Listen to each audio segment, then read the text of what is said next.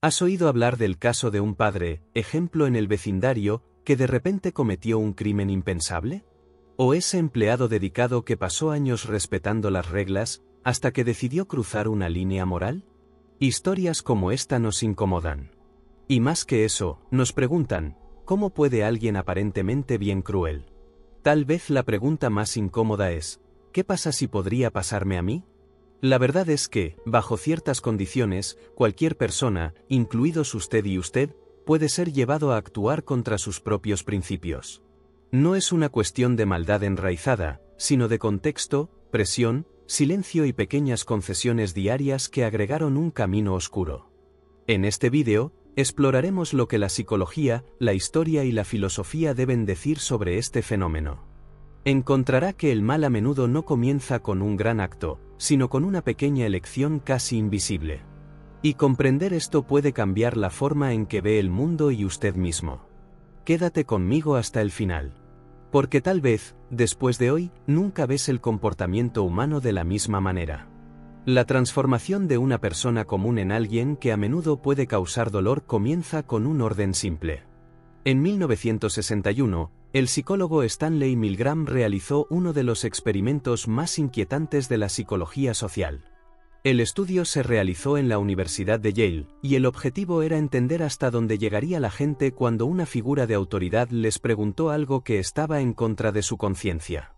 Los participantes creían que estaban aplicando descargas eléctricas a otra persona cada vez que perdían una respuesta. Incluso escuchando gritos de dolor, que en realidad estaban en escenificación, la mayoría seguía apretando el botón, solo porque alguien con bata de laboratorio blanco, que representa la autoridad, dijo: continuar es esencial para el experimento. ¿El resultado? Alrededor del 65% de las personas fueron al final, aplicando lo que creían que eran choques letales. Este experimento mostró algo profundo. Cuando un orden proviene de una figura legítima, la tendencia es obedecer, incluso si va en contra de nuestros valores. Y eso no sucedió solo en el laboratorio Milgram. La historia está llena de ejemplos similares. Durante la Segunda Guerra Mundial, miles de soldados y civiles participaron en atrocidades, afirmando ser solo órdenes satisfactorias. Este mismo patrón se puede ver en eventos más recientes, como los abusos en la prisión de Abu Ghraib, Irak, en 2003, cuando el personal militar estadounidense fue atrapado a los prisioneros de tortura. La verdad es que, ante la autoridad, el sentido crítico de muchas personas se apaga. No porque sean malos, sino porque el entorno, el contexto y la presión dan forma a la forma en que actúan. El miedo al castigo, el deseo de aceptación o simplemente la confianza ciega en los anteriores, todos contribuyen a las decisiones que, en otras circunstancias, serían impensables. Pero, ¿y si estuvieras allí? Frente a una orden que contradice sus principios, ¿obedecerías? Este es solo el comienzo del viaje. Y comprender este poder de la autoridad es el primer paso para aprender a resistir. Ahora que ya entendemos cómo la autoridad puede influir en nuestras elecciones, es hora de sumergirse en otro mecanismo igualmente poderoso, la deshumanización. Deshumanizar a alguien es más que ignorar su dolor. Está borrando su identidad, su historia, su humanidad. Y cuando dejamos de ver al otro como un ser humano como nosotros, es mucho más fácil justificar actitudes crueles. Esto sucede sutilmente. A veces comienza con un apodo ofensivo, una etiqueta, una broma sin pretensiones. Cuando los grupos enteros se llaman gusanos, animales o delincuentes, se crea una distancia emocional que anestesia a la empatía. A lo largo de la historia, los regímenes autoritarios han utilizado esta característica para convertir a los vecinos en enemigos, ciudadanos objetivo. Durante el Holocausto, por ejemplo, los nazis se refirieron a los judíos como plagas o amenazas a la pureza. Este tipo de lenguaje no era solo propaganda, sino que era una estrategia hacer que lo inaceptable sea aceptable. Si cree que el otro no se siente como usted, no sufre como usted, entonces su dolor ya no importa. Pero no tenemos que mirar tan lejos en el tiempo. En los tiempos actuales, Internet está lleno de discursos que tratan grupos enteros como si fueran menos importantes. En debates políticos, sociales o religiosos, es común ver palabras que se dividan, excluyen. Y esto tiene un impacto real, reduce el espacio para el diálogo, refuerza el odio y abre puertas para comportamientos agresivos. La deshumanización también ocurre en pequeñas actitudes. Cuando ignoramos el sufrimiento de alguien por pensar que se merecía, o cuando nos referimos a personas sin hogar como sucias o vagabundos, estamos permitiendo que este distanciamiento emocional crezca.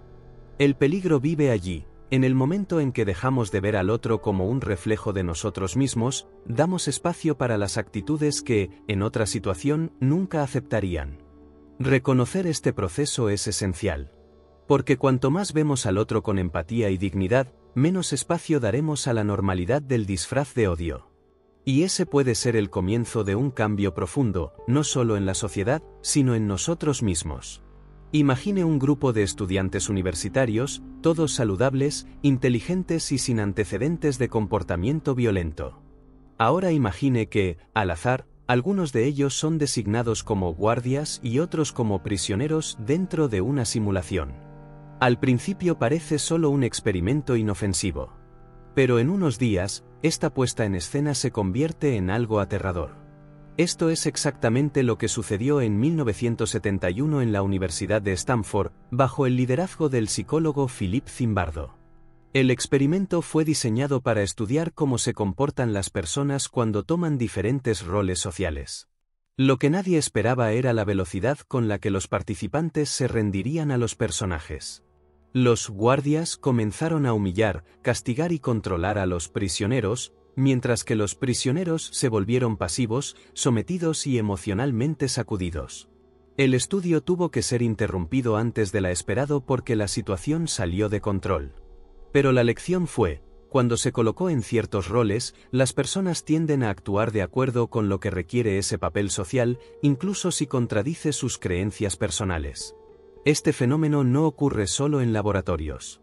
En entornos corporativos, por ejemplo, es común que los jefes reproduzcan comportamientos autoritarios simplemente porque creen que esto se espera de ellos. En las escuelas, los estudiantes que asumen la posición de los líderes grupales a menudo se convierten en controladores o excluyentes, no porque sean por naturaleza, sino porque el papel les da este permiso implícito. Además, la presión grupal es un factor poderoso. Cuando estamos insertados en un colectivo, tendemos a seguir la mayoría, incluso si eso significa silenciar ante las injusticias. El miedo al rechazo, a parecer débil o perder pertenencia nos hace cómplices de actitudes con las que podríamos no estar de acuerdo si estábamos solos. La verdad es que muchos comportamientos dañinos no nacen de la maldad pura, sino del cumplimiento. La persona se adapta al medio ambiente, el papel que ha recibido y pierde la noción de quién es realmente.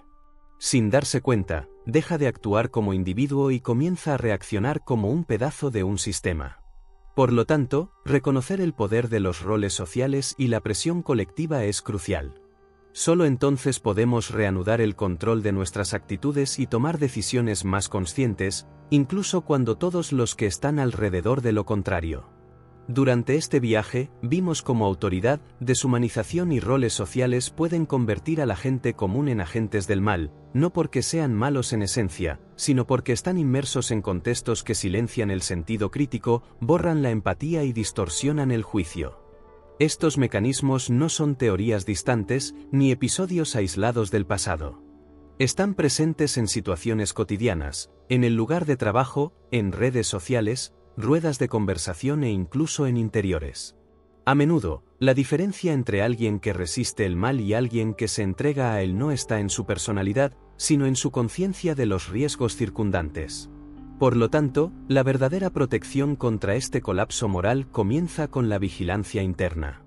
Significa ser consciente de pequeñas opciones, cuestionar lo que parece obvio, no en silencio frente a la injusticia, sobre todo, recuerda que ninguno de nosotros es inmune. La línea que separa el bien del mal no cruza las fronteras geográficas o ideológicas, pasa dentro de cada ser humano. Y reconocer este es el primer paso para no cruzarlo. Ahora, piense por un momento, en un momento decisivo, ¿recordarías quién es o dejar que el entorno decida por ti? Al final, la pregunta más importante no es ¿por qué hicieron esto?, pero ¿qué haría en su lugar? La respuesta está en las elecciones silenciosas de la vida cotidiana. Y la decisión, al final, siempre será tuya.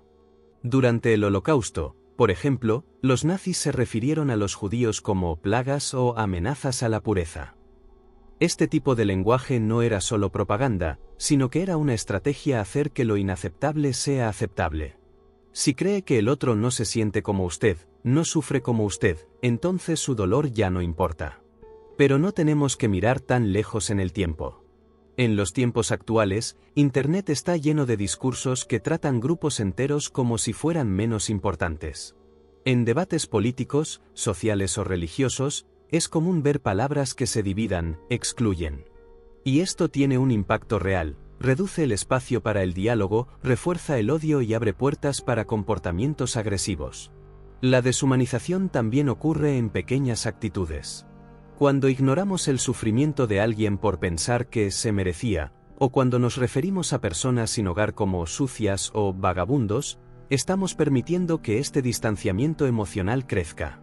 El peligro vive allí, en el momento en que dejamos de ver al otro como un reflejo de nosotros mismos, damos espacio para las actitudes que, en otra situación, nunca aceptarían. Reconocer este proceso es esencial. Porque cuanto más vemos al otro con empatía y dignidad, menos espacio daremos a la normalidad del disfraz de odio. Y ese puede ser el comienzo de un cambio profundo, no solo en la sociedad, sino en nosotros mismos.